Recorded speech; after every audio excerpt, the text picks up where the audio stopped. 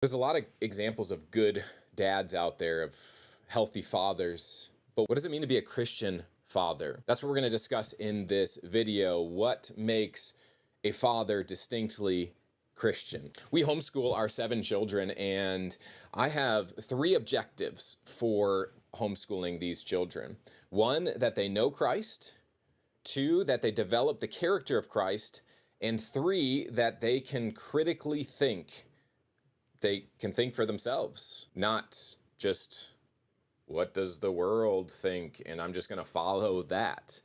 No, give them the education that moves them towards thinking for themselves. At this point, I'll give you my definition of a father, which I've really taken from reading the Bible over and over and over again, asking the question, God, how is it that you father us? Because as a Christian father, I want to father like you father us, not like the world shows us what it means to be a father. My definition is this. A father is a man who lovingly invests in his children, instructing them towards maturity at every stage of life. First and foremost, a father must be a biological man who fulfills the role of a man given in the scriptures of tending and keeping, cultivating and guarding the home first, for that's our first priority.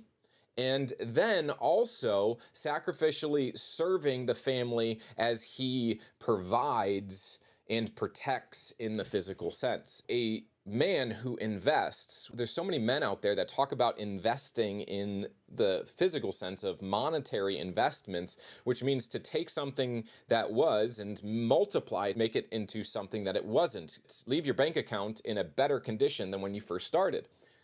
That's what we do with our children. That's what the father does with his children, because it was his predetermined plan that those who would be in Christ would be continually conformed into the image of Christ.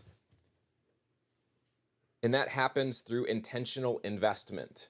As we intentionally invest in our children, moving them towards the knowledge of God in the face of Christ and the character of God through Christ, multiplying image bearers of Christ. And that happens through investment and instruction, because we're instructing them towards something. What's that something?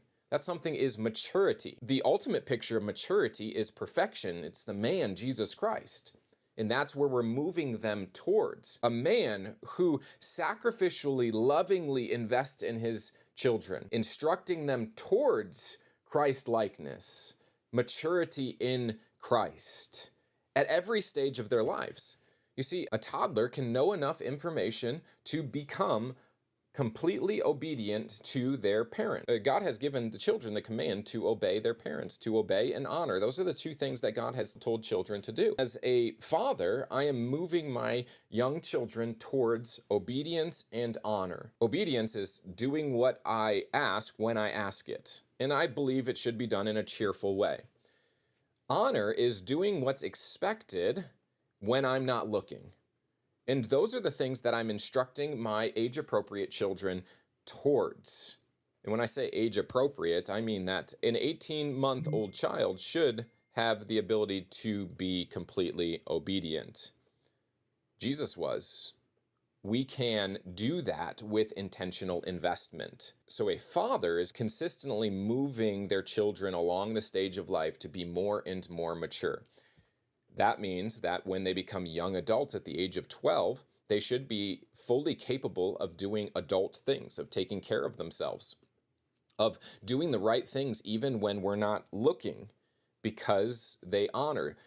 Having the appetite to reject evil when they taste it and choose what is good, because we are intentionally moving them towards Christ and his character. That's what makes a father distinctly Christian. We're moving our children towards Christ to represent him in word and in deed. And that takes an intentional, sacrificial pouring Christ into our family, our children, through the scriptures, through family worship, through diligent instruction, consistently teaching them, because this world is our classroom. And most importantly, modeling for them the character of Christ as they are watching you walk through this world.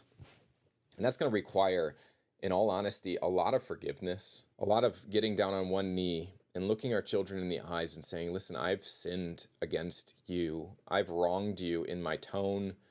I've wronged you in my unintentionality. Can you release me from this sin? And that's okay, because we are modeling for them the Christian life of growth, of consistently getting better. As a Christian father, consistently get better and better and better. Well, guess what? Your children will as well, because you're modeling and you're instructing as a man who lovingly invests in his children, instructing them towards maturity at every stage of life.